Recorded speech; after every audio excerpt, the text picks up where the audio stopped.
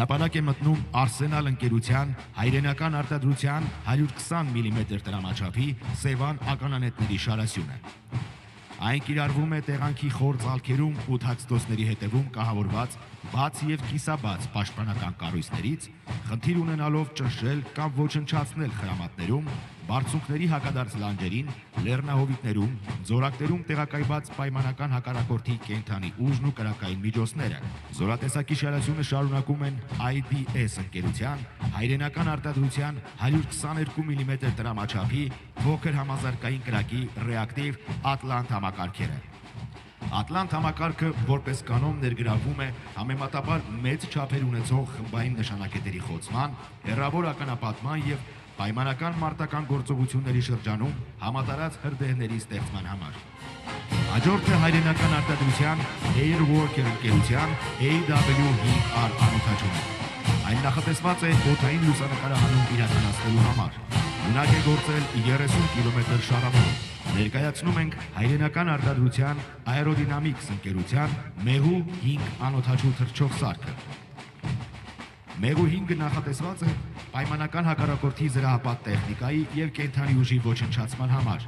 Սկարիվ ընկերության հայրենական արտադրության SPM1 անոթաչու թռչող սարքը նույնպես նախատեսված է օդային լուսանկարահանման, քարտեզագրման և հատուկ նշանակության խնդիրների կատարման համար։ Հրապարակում է հայրենական արտադրության DEV3-1-ը,